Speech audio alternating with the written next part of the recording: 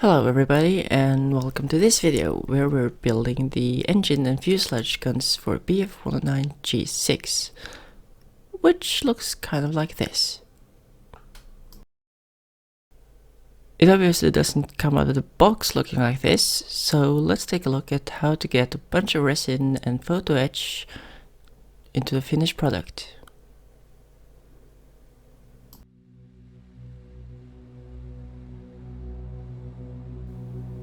Resin parts don't come in a sprue, but with a rather chunky casting block, which you'll have to cut away. I'm doing that with razor saws, starting off with a fine-tooth one before moving on to one with slightly bigger teeth. The dust and shavings you get from sawing in resin are quite harmful, so to get around that, one trick is to simply do the work soaked in water.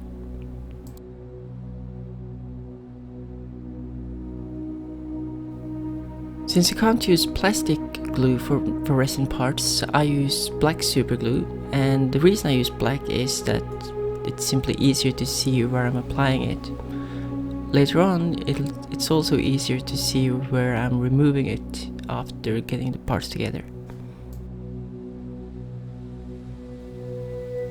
You can't get around there being flash on even the smallest parts, and since resin is brittle compared to plastic, the trick is to just go slow using sharp knives and fresh sanding sticks.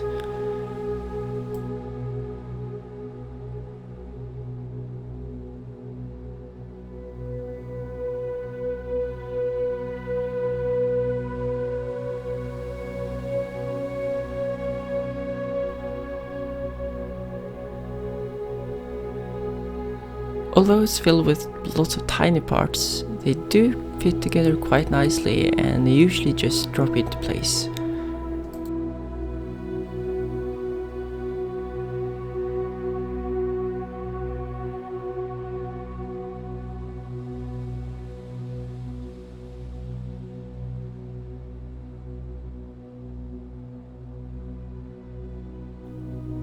Using a metal primer on the photo etch sheet before gluing in all the tiny parts will make it a little bit easier to get the paint to stick.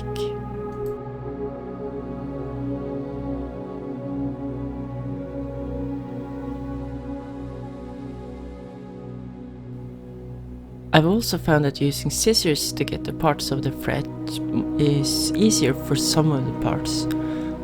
For the most tiny ones, I still use a blade on a plane of glass, but at least this saves the knives a little bit more. You still have to remove the burrs though.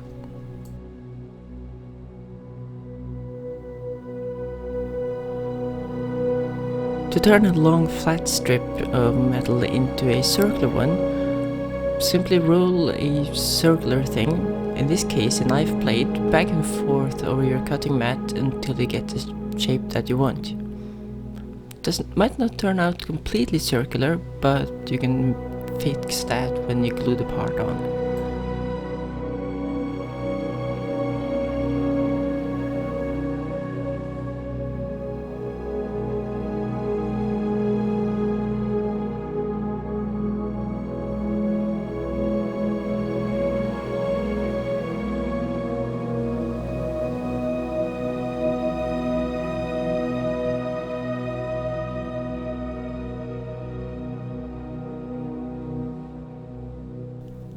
Voila!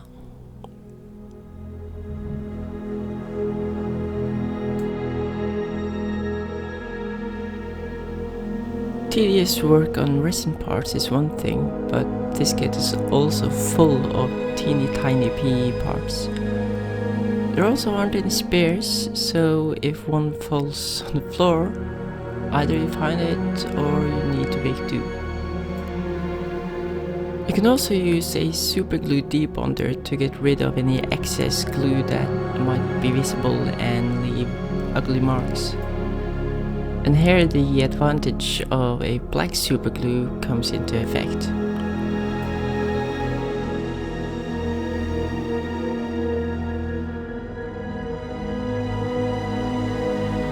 does take some time, but after a little while you'll see the excess glue start disappearing, and eventually you'll end up with a nice clean result.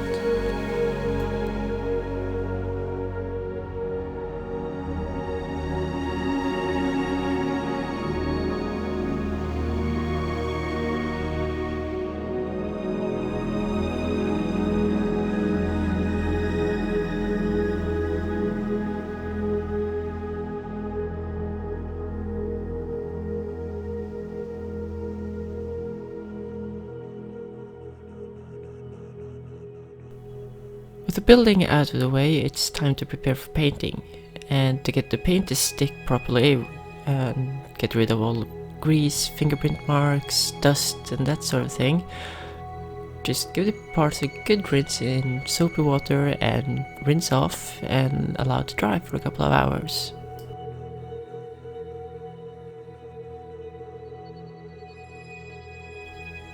And I'm using a big soft brush to get into all the nooks and crannies to really get everything cleaned up.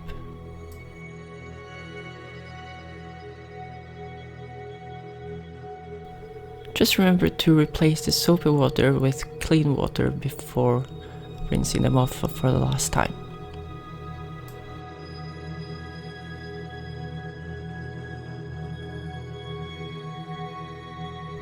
So, for painting, I start off with Mr. Surfacer 1500 black as a primer, sprayed on with a Harder & Steenbeck Infinity airbrush. And the advantage of airbrush compared to a rattle can is that you can get in between all the details.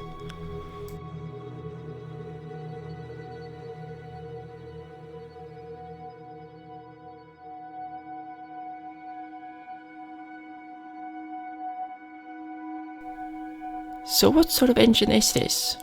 Good question, glad you asked. The Daimler-Benz DB605 was a German aircraft engine developed from the DB601 and was introduced in 1942. Famously, it was used in the Messerschmitt Bf 109, but also in the Bf 110 and the Me 210 heavy fighters.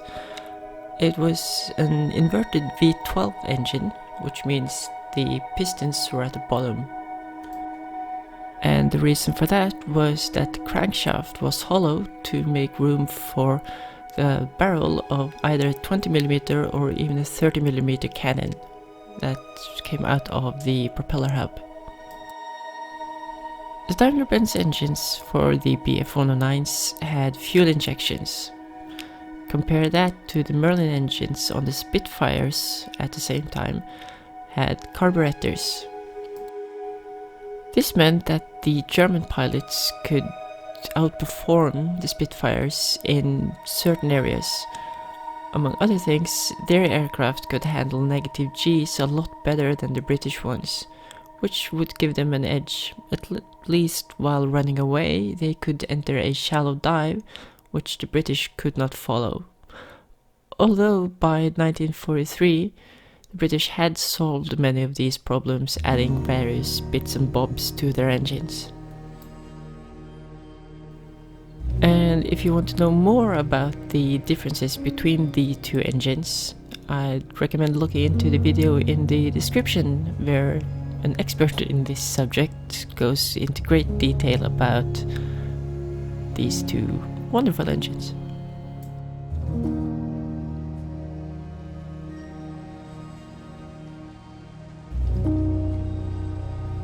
Now, what you've been seeing for the last few minutes is detail paint using aluminium and silver paints and carefully applying it on all of the raised details. And for pencil work, I like using the acrylic colors either from AK or Ammo or other similar brands.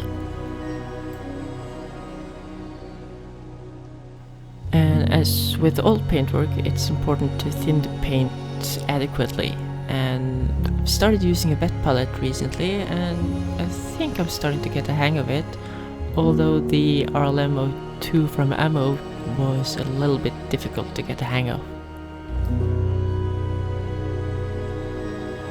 To make the details a little more visible and also give it a look of a bit wear and tear, I'm dry brushing the parts with a light grey. And as always with dry brushing, it's important to remove enough paint from the brush so that you don't get big blobs of paint. Rather, you want small tiny details to pop out a little bit.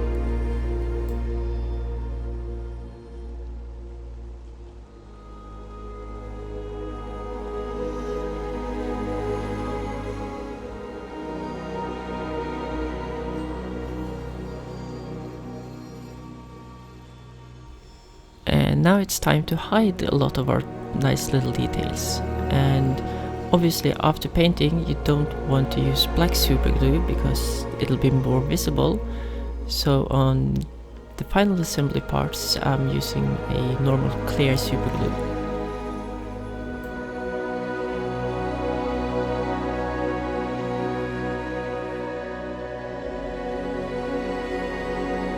For hydraulic tubing or fuel pipes and that sort of thing, I'm using lead wire that I got in a normal fishing supply store.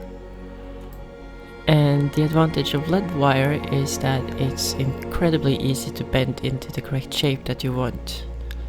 Previously I used annealed brass rods, but this is a lot better.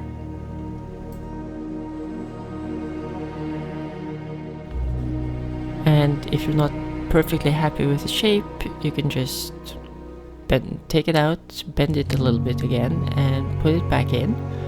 And once you're happy, just apply a small drop of super glue and stick it into place.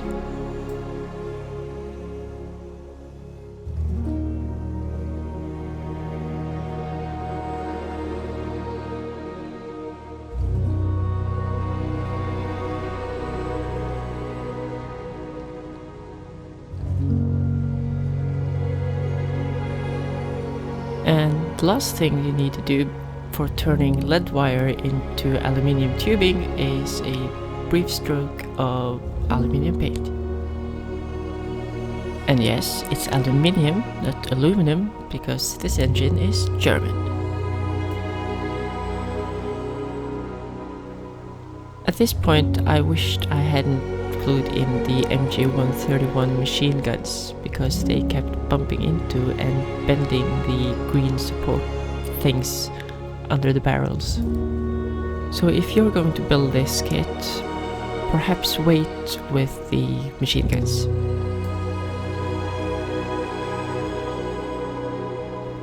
And with last little pieces of photo etch to go on, the build is more or less done. And it's almost time to install the engine into the fuselage, which is the scary part.